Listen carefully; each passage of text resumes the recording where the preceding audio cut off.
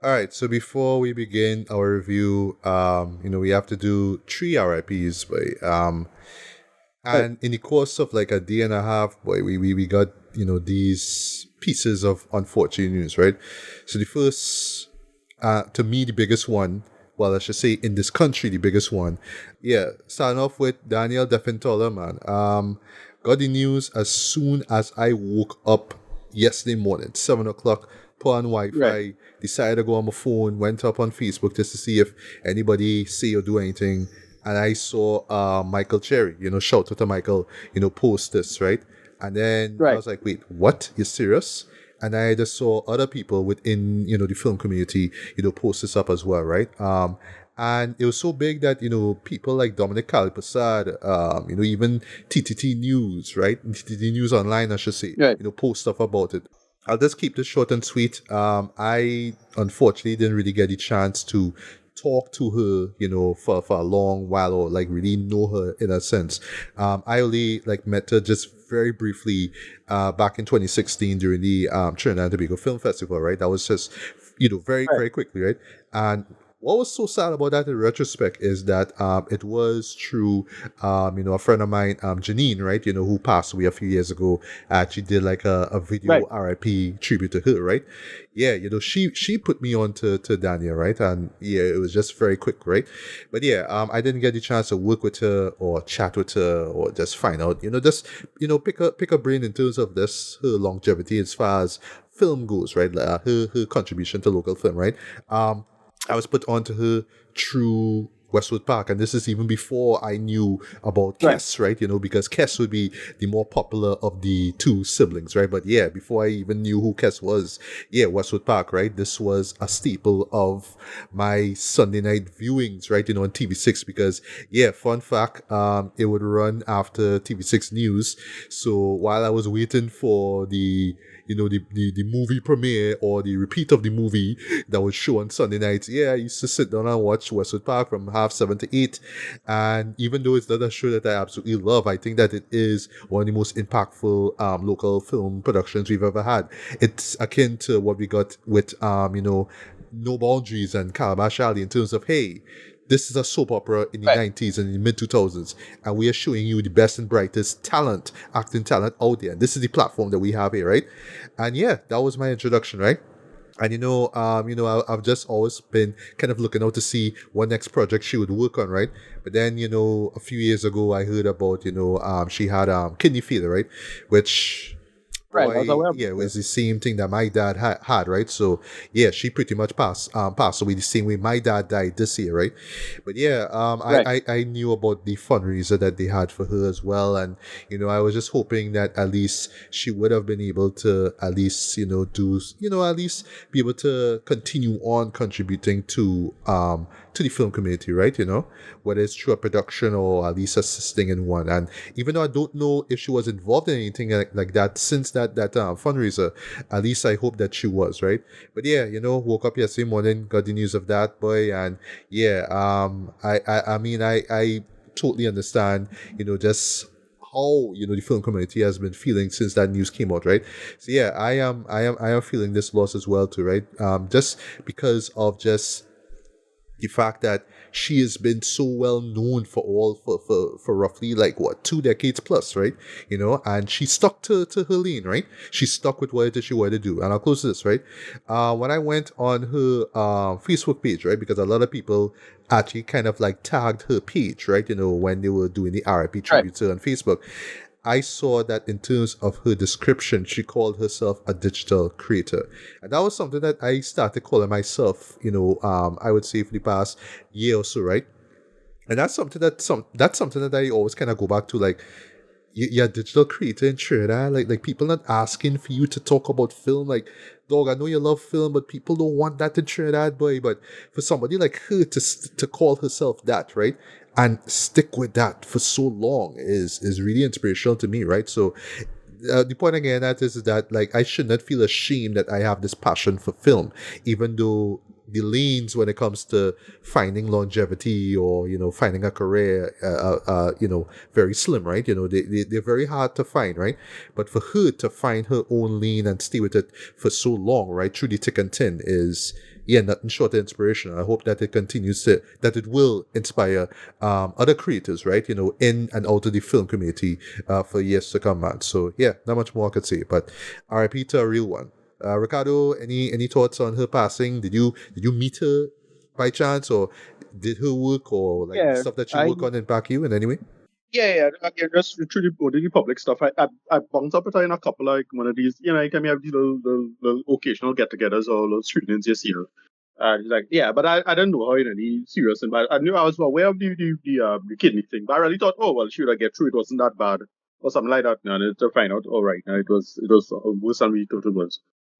Yeah, she was really important. She should just get stuff done. She was one of those who, from a production end get done from since then. And yeah, is a big loss to the country and the community in general. So yeah, that's about it for me.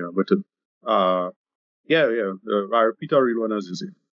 Yeah, so the second that I want to mention here is the German-born actor Udo Kier, Yeah, whose name may not be popular when it comes to like yeah, traditional let's just say yeah. blockbuster Hollywood cinema, but when it comes to world cinema, Right, yes, I mean he is right. that name is one that is very well known, right?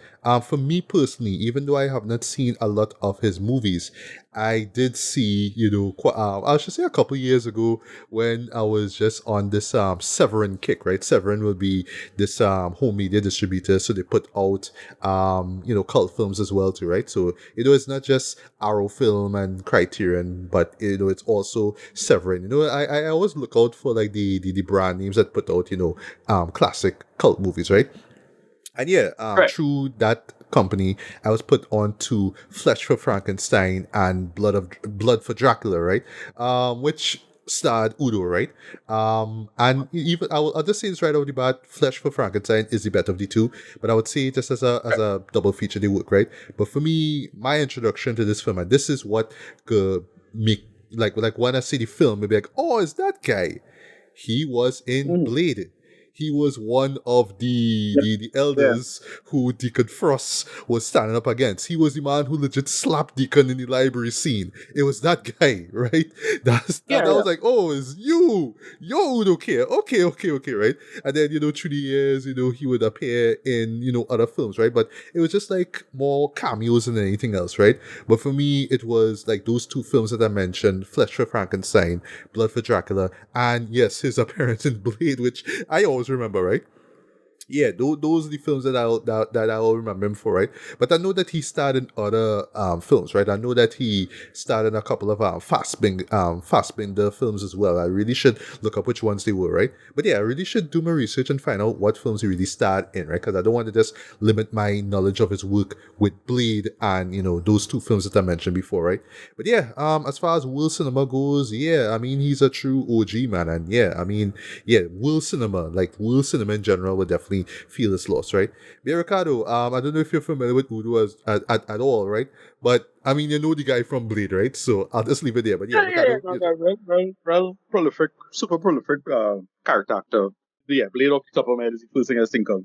A couple comedy roles. He's you could see him because of his reactions and his face, and especially those kind of bulgy eyes he have. yes. And he's one of those guys who just was all over the place. And yeah, I'll show you when you look at IMDb, you have way more roles than you expect him to. But yeah, in terms of world cinema, that's what he's mostly known for. You have a great look and great career and thing. So yeah, he's one of those who just character actor mostly. That was just thinking about, but he just a striking face, and he's one of those. Again, you don't know the name, but you know the face when you see it.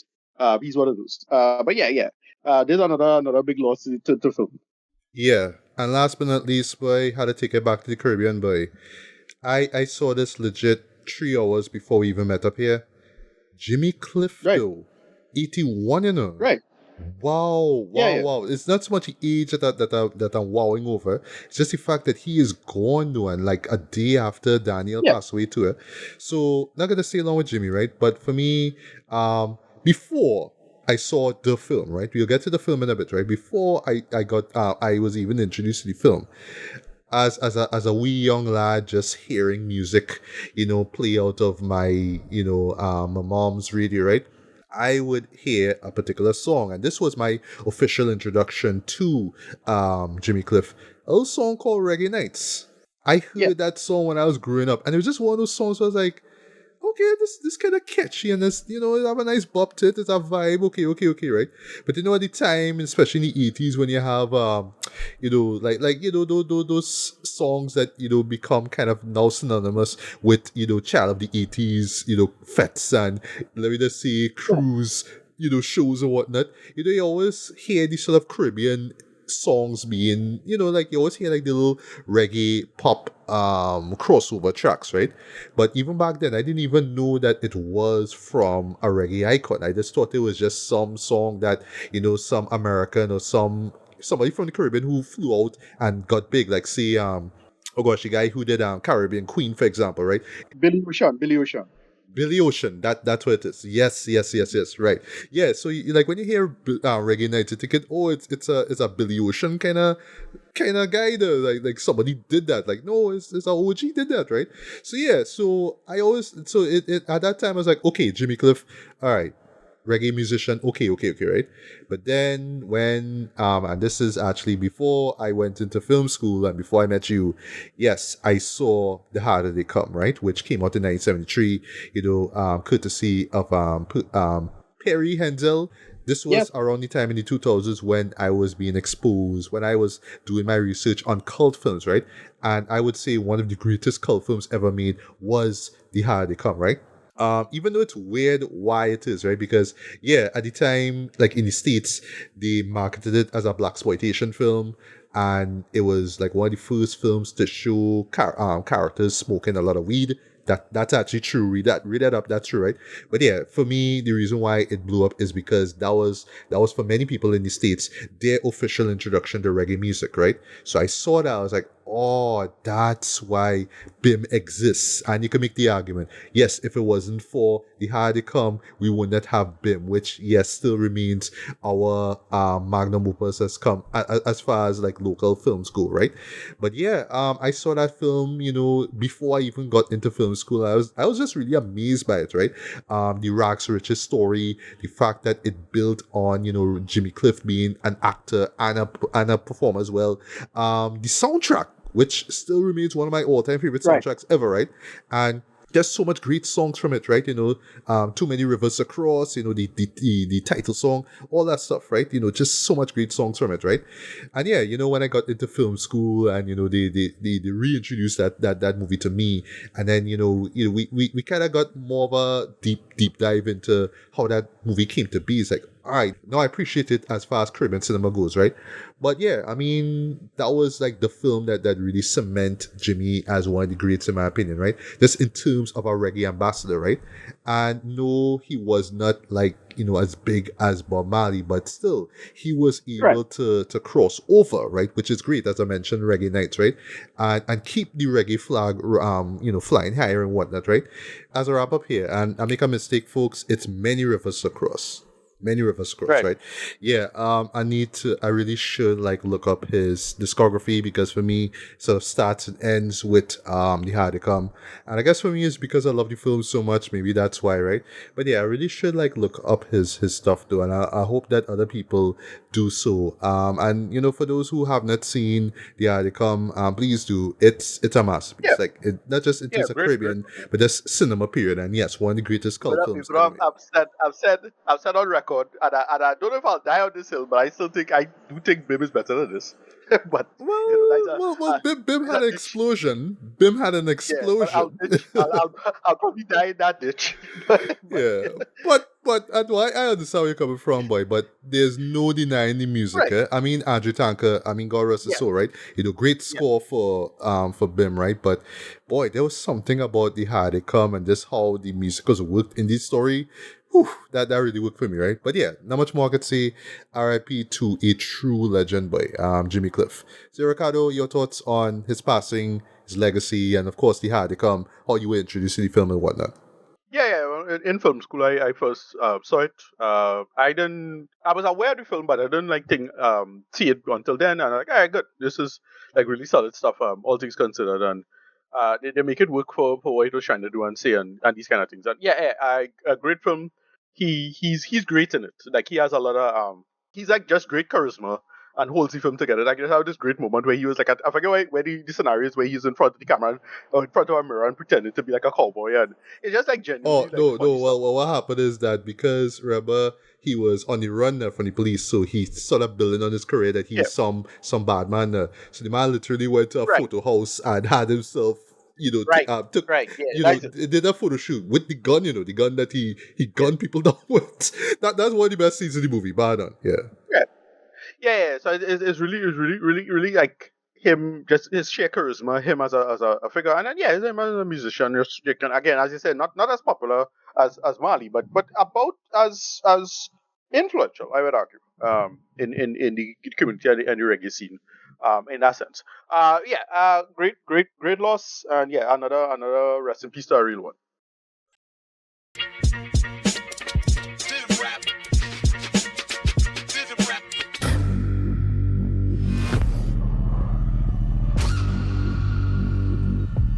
Don't be afraid. You should be proud of her. Riley. Please, baby. Hear me.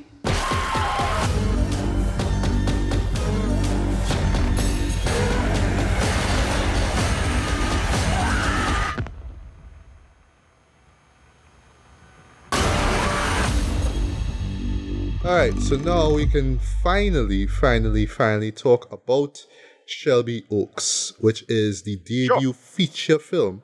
Not debut film because Chris Stuckmann actually made a few short films, little short before. servo, Yeah, and even before he started his YouTube channel, he did that as well, right? Correct. Yeah, but this is the debut feature film from Chris Stuckmann, right? And something that I didn't even realize till after the fact, it was co-written by his wife too. I didn't even know that. Yeah, like Right. she's the credits. I forgot that. Wow, right? But yeah, a lot of people on YouTube have talked about this film, right? In a mostly mid and very rarely you would see people talk negatively about it, right? But I will say that it brings up a very, very, very interesting discourse. I'll relate that to a film that I'll talk about later on, not in this episode here, but later on, right? The idea of, hey, you've been critiquing films for years. Okay, so I'll make a reference to the quote itself, right? Whereas like, oh, is the best way to criticize a movie? Make one. But that comes up in a film that I'll talk about later. I forget. I forget who said that. One of the filmmakers, French Wave, I think. All right, put a pin on that. Put a pin on that because that's gonna be a spoiler for what's to come, right? Yeah. So so that's where we are, right? But you see, the thing is, right? Because I don't want to get too much into. Well, I will say in our review we'll just sort of talk about what the story is about, right? But yeah, it's the idea that a lot of people are gonna go into this movie and say, you see, for years now you've been talking about movies, and ever so often you give movies an F or a D and all these kind of things, and here you are coming to make a horror film, and you're gonna come acting as if you're better than us, which to me, as a Chris Stuckmann defender, I don't think is the point, right? I honestly think that, and he said this before, right? He has always wanted to make films, right? He actually is in the right space to do so, right? And that's why, he's really delved so much into horror, right? I mean, for years, he's done, these Halloween specials where for like the entirety of the month in October, he will talk about like horror films that he saw, that he loved, or just recent stuff, right? So it's not like he's making this movie to prove anything. It's just like, hey, I've always wanted to be a filmmaker, and here I am about to do this, right? But at the same time, now I feel like he knows what he's getting himself into. I know he knows that he was going into the deep waters with this one, right? So I honestly think, right? Well, before we get to your thoughts on the film, right? I honestly think that he is willing to accept any sort of constructive criticism. And I've seen some reviews, especially from friends of his, I'll mention them later on, right? which are constructive. They are very, very, very good points that they're made, right? It may come off to the untrained eye as, oh, Chris, you ain't know nothing. You ain't know nothing about making movies. Ha ha ha. But it's like, no, it's constructive criticism. This is the man's debut. Of course, it's not going to be perfect. Then everybody going to come out swinging with it with the debut feature. You know, like that's just a fact of life, right? You know, like nobody's going to be, Jordan Peele, right? For example, like nobody's going to come out swinging with Get Out, for example, right? With the debut feature, or to extent, Sam Raimi with The Evil Dead, right? Which isn't a perfect film, mind you, but it's just a film that over the years we've kind of been like, yeah, this movie works, but it's because of the strength of the follow-up film, which is Evil Dead 2, that will make you appreciate the first film even more, right? And that's a point that I want to hold on to when it comes to really thinking about Shelby Oaks, right? But yeah, Ricardo, as somebody who kind of was marginally familiar with his critiques over the years or whatnot, and I mean, I know you wasn't excited to see the film as much as I was, right? But yeah, haven't seen the film for yourself now. What do you think about it? It's the famous this guy doing the thing. Now he has to do the thing, aspect of the typical critic problem, right? When it's time for you to write your own book or whatever it is, and this is one of the better of these, not the best. But not as bad as the more people who, oh gosh, I forget the other guy's name, the drinker, whatever his name is, critical drinker. Thank you. That person get better than that, but it's still super derivative. And because I'm not a horror person, I don't know what to necessarily look for per se with this to judge it. But all I'll say is when I watched it, I was like, well, that wasn't so bad. Like I went in with not the lowest expectation. I expected something workably competent, and that's what I got. Like something workably competent, but very derivative. And yeah, that is pretty much what it was. It just kind of sucked slightly, but it wasn't like pull it out. You had to pull out the knife to the person and you're colossally wasting my time or anything like that. It's like this is something that just feels like for lack of a better term, just a well financed student film effectively. Yeah, that's what we got. That's what I expected. That's what we got, and pretty much that's it. And I think it's only because of the culture war and weirdos on the internet who just need to have a meltdown over Spider-Man created too much women in it or anything like that. Like he himself kind of wanted to pull himself out of that, and like it get weird, right? Like with him, right? Especially with him, like people thought he was on their side about these things, and who he catering to in terms of film, and everybody saying, well, no, you're really doing this to butter up, the drama. And I was like, yeah, okay. I mean, no, when it's time for you to create, my question is, are you going to put yourself under the lash in the same way you lashing out people? And you saw that with the other guy, right? His stuff was like really bad. And then it have people who spend a ton of energy and will spend all their time, sorry to say it, because that's the will you created, of lashing you. But he isn't one of these guys, like, no, he's always been again, not a fan of him personally, but like he's one of those guys who always felt like for lack of a better term, just a workably decent film critic, right? Not particularly, I don't think he's particularly funny or engaging or particularly insightful, to be honest. But he was one of those guys who just came across as mostly positive, for the most part. So when it's time for him to make something, it's like, well, that wasn't great, but it could have been better. But it's like for a first film, it's fine, right? Like this is something that I could see a younger filmmaker, if they had the chance and finally get to make it after all these years. But you probably could have punched it up a little bit. Mostly for me, it was just the world building and some of the dialogue. Like that was like, all right, this is where it feels amateurish when you're actually trying to go through it and had a flow and whatever it is. That's about it. I didn't think about this and anything after the fact. I was like, oh yeah, I watched it because Matthew wanted me to review it, and I watched it and I enjoyed it for what it was. So like, oh, this was so bad. Like, oh, it's fine. Like it again, super derivative, and it's more a marketing thing because it's a Halloween film that had to come out, a horror film in Halloween. Fine, that's it. In and out. It had nothing to talk about. Like to be honest, like it have nothing in the world building or the ideas or the execution that was like, wait boy, that was like kind of clever. You try something here. Not really. So to be honest, like that's the major problem with it. Like it just slightly kind of sucks and mostly because of just how largely derivative it is. I really felt he should have tried something or be more experimental. And I forget a couple other like YouTube turned filmmakers who does a lot better. But much better than, let us admit it, is much more better than the more, like let's say, caustic filmmakers. And like the rule of thumb seems to be the more caustic you are, the worse you are in terms of your talent. Like remember Red Letter Media made a movie and it sucked, even though I thought it was kind of funny. It's stuff like that. Like in and out. I didn't hate this. I was invested either. So it's like it is what it is. Yeah, for me, yes, derivative is the issue with the film, right? It feels like a hodgepodge of things that we've seen before, right? You know, the spooky Right. house, the mysterious disappearance. In this case, you Right. know, All of this girl who worked with like these this small group of YouTubers. I actually do like that as a setup, right? You know, these Right. YouTubers in the 2000s, and you could tell, you know, this is Chris pulling from his Right. pre-YouTube journey as a filmmaker. It makes sense, right? And they're investigating all these weird things in Shelby Oaks, and then one day, you know, this girl disappears, and now her older sister is now trying to figure things out, right? You know, what I will, and I should say before I get to what I admire, right? Yeah, I mean, right from the gate, it's you know, Blair Witch Project, right? It's that found footage stuff, right? Which is something that I'm not particularly like. I don't go nuts over. It's just a matter of how you do it, and I guess is how visceral it is, or how really like disturbing it is, that gets the most out of me, right? The most emotional, you know, impact out of me, right? But if it's just, you know, people running around that camera, it's like, oh well, it's just people running around that camera screaming, right? Or saying, oh god, like, no, right? But I do like the whole setup of the whole YouTube thing, right? And I will say and what catch me, right? And I've seen numerous reviews, and it caught everybody that from what I saw, right? That first 15-20 minutes or so, right?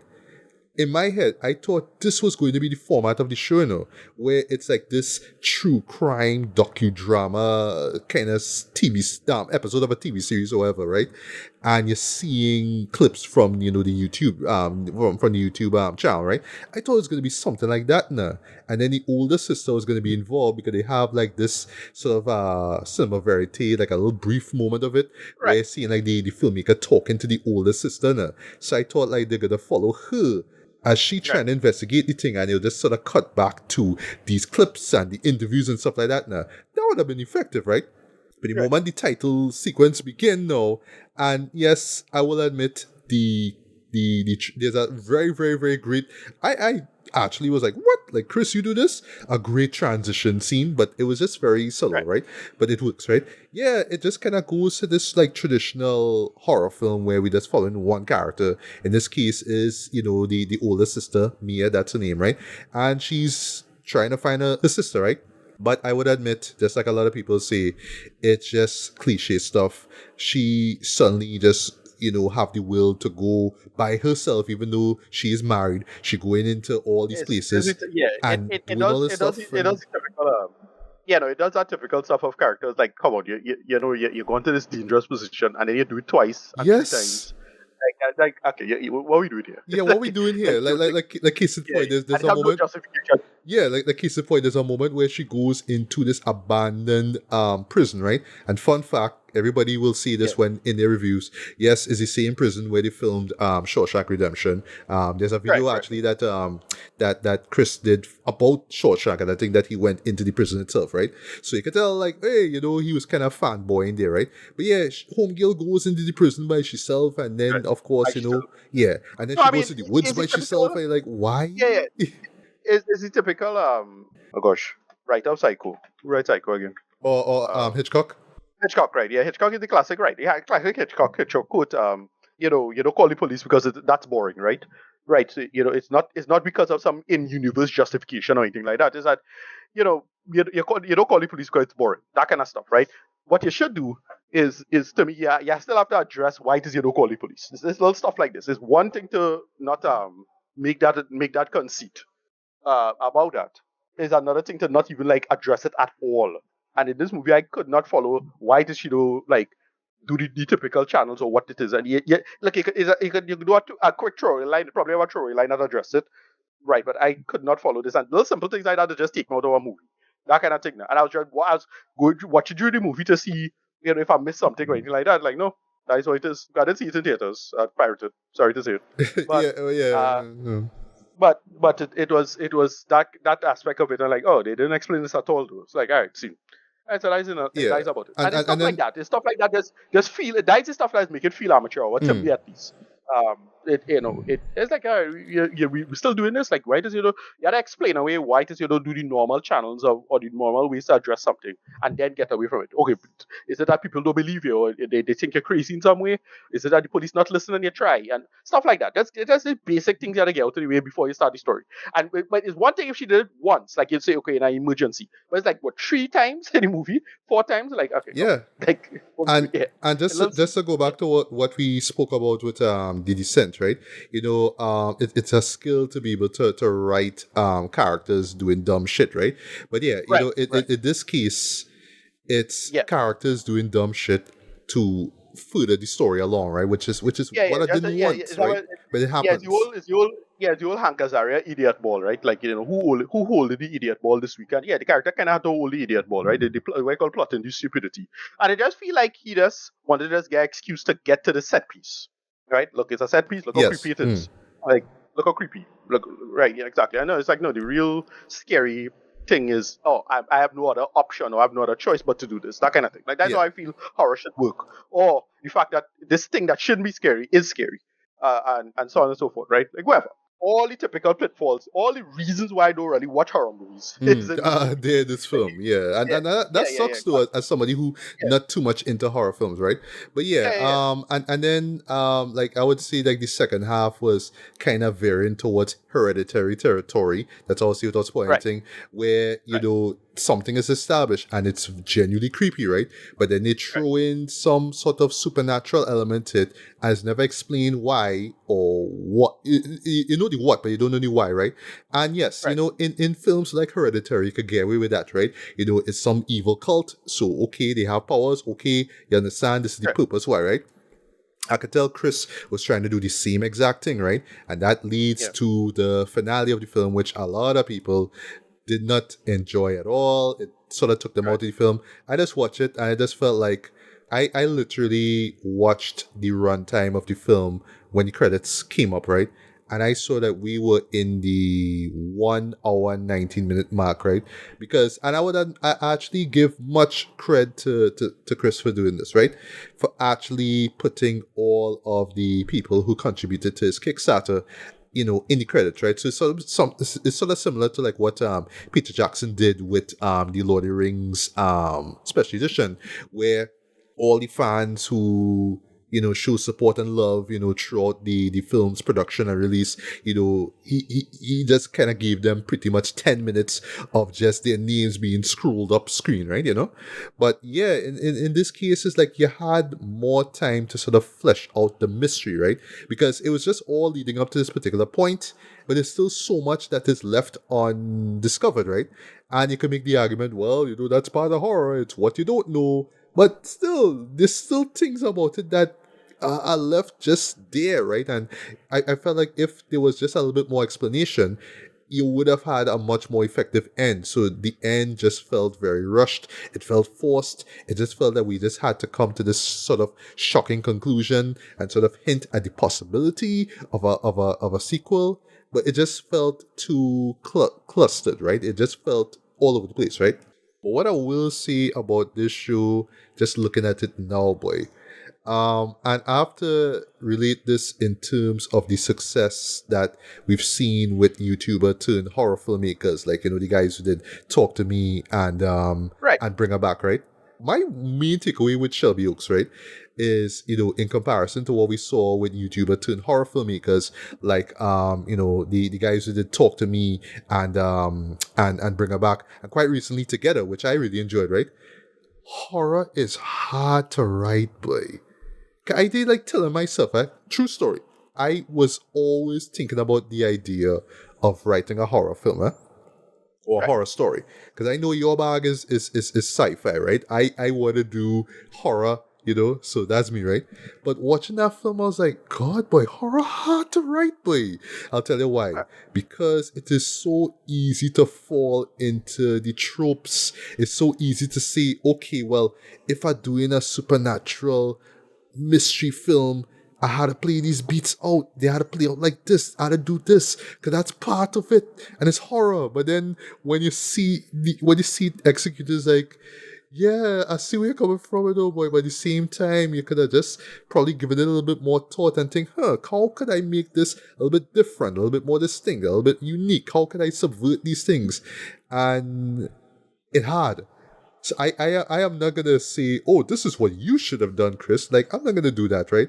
But I just say for myself, boy, like if I was to even write a horror screenplay, and I think that I have the best idea ever, I gotta stop and think, wait now, boy, if people tear this apart now and call it out for all the tropes and all the cliches now, you know what I mean? So that's why I feel the constructive criticism makes sense, right? So I'm glad that, John Flickinger and Jeremy Jahns, actually gave constructive criticism to him, right? And yes, there are other people that I follow that was just like, I couldn't care for it, didn't care. It just felt so cliche, blah, blah, blah. I get it, right? And there's little slivers of constructive criticism there, right? But still, I feel like at the end of the day, Chris is going to look at this and be like, all right, for the next film, this is what I'm going to do better. And there's one point I want to make from Jeremy Jahns, but I'll make that in a bit and then I'll wrap things up, right? But yeah, Ricardo, take it away. What you was going to say? Yeah, no, like horror is one of those things that have a low entry ceiling, have a low floor, but a high ceiling, right? So, like, because with horror you could get away with like a relatively low budget, just drop the lights and do that, or do something like, set up, just atmosphere, and then you do all the work in the editing, or you just get one thing. Like recently they did this thing with the dog. I thought that was okay. Even though it was more a gimmick than anything, but stuff like that, right? Right? Or you just rip off some horror thing. But and the cliches and the tropes are cliches and tropes for a reason. They do reliably work if you do it right. Once people not looking for it, they reliably work if you know how to do it and play it. Again, it's not the trick, but the execution, right? And yeah, and that's how I feel about this kind of stuff. Like to me, the main thing is that the problem with this Shelby Oaks stuff is that because of him just not adding anything to it. That's my main concern. Like not I don't really care about camera work or all of that extra bullshit. All of that stuff is dressing. You gotta say something unique or interesting. And like I didn't get any of that from this. I just got a bunch of hodgepodge ideas. I didn't really change up the premise or tweak the premise in any meaningful or interesting way. I just did not get that from it. And the one review I watched and I thought they were kind of spot on. Right, when I finally sat down to watch the movie was double toasted on them. It's like, oh no, right, you gotta say something. You gotta say something unique. Like I appreciate the fact that he's a critic who turned creator. But that can't be the whole story, and that ended up being the story. Is that we're more talking about, oh, he's a YouTuber turned critic, instead of the fact that, oh, he made a film and this is what it is. Because I'm only talking about a critic, and we only have this meta discussion, this meta narrative about this. And like that is, you still have to make a movie, right? And that's my problem with a lot of this kind of stuff. And that's about it. Like when it comes to horror, you gotta tell something interesting. Like I myself, even though I don't like horror, I myself wrote a couple horror scripts. I'll share it with you offline, right? But and it's like, oh yeah, right. The big sticking point have to be like, what you're afraid of, or what is your anxieties. And with this, I didn't get anything from it. Like what it is he was trying to say or do with it. It just felt like, again, as I say, it just felt like a well-financed student film. Though. That's the problem. Like he just didn't add anything to it in any meaningful way. That is my main critique from it. At no point I look at this and think it just rely on the whole him being a YouTuber, and that's the whole thing. And it's like, all right, well, I didn't think about that when I was thinking about these other films you mentioned, like especially the one with the girl with the knife in she mouth. Like, oh, that real good. Like that's our story. Like that they make that work, but it's not so much. So that's how I feel about it. Right. That's my last line, and I'll give Marie just now. Right. So yeah, just a couple things, right? So I'll reference what Jeremy Jahns said at the end of his review, right? For Chris's next film, right? Because I am all for him continuing on with his career. I don't want him to stop at Shelby Oaks, right? What Jeremy said, I think this makes a lot of sense now that I saw the film for myself. He should direct and have somebody write for him. In the sense that he could have an idea, but have somebody write it out, have somebody flesh it out. It could be his wife, or it could be some other screenwriter, because I know he in the dance now, so he could reach out to other screenwriters or with up and coming screenwriters. But he should only direct.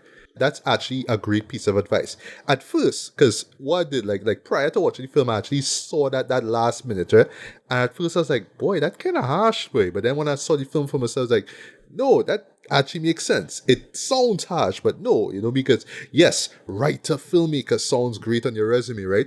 Yeah, like I'm the next Jordan Peele, man. And when it comes to horror, it does look great on your resume to say that I wrote and directed a film, but yeah, sometimes you could just step away from the final draft and, actually like just direct now. And I think that's great criticism there, right? Because there, Chris could actually hone into his director craft. He could actually be, hone in on his skills. So like the next time I see a Chris Stuckmann film, I could say, yeah, it's that guy. I know his style. I know the tricks and whatnot. Or I would see it replicated later on in other films, and this could be the next film could be the one where you really set it up, right? So like a Sam Raimi, for example, where he got that whole kinetic style with the camera movements. That was set up in the first film, right? But this case, though, with his next feature, he could more or less kind of hone in on that, right? Whatever creative ideas he have, he could throw that to the screenwriter and say, hey, this is what I want to do, right? So it could be story by him, but written by this other person, right? So I think that's great criticism there, right? But that being said, though, I do see this film having cult status in the long run, right? In the sense that I could see other, up-and-coming filmmakers watching this film and saying, here's what, if this guy could do this, I could do it too. And yeah, I know over the years people may look back and be even more critical at the film, because of its flaws, its narrative flaws, and, the reliance on cliches and the derivative nature of it all. But I really do think that, it's just the idea that this guy who has been, championing great films for years, actually has the opportunity to make his own stuff, right? I think that will continue to inspire up-and-coming filmmakers, right? And yeah, when it comes to Chris, man, I could see him, just growing and evolving as a screenwriter and as a filmmaker, right? But yeah, you had to start off from somewhere, right? For better or for worse, you had to start somewhere, right?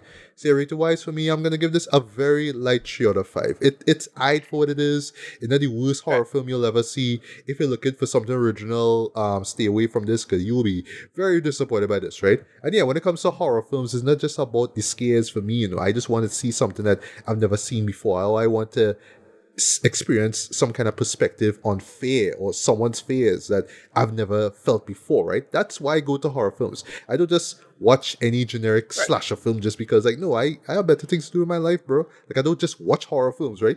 But at the same time, I just wish that with Chris, like you said, he could have told me something instead of just saying, hey, I'm a horror fan, I'm going to give you a horror fan-made film, because that's what it ultimately feels like, right? It was just released through Neon and executive produced by Mike Flanagan, right?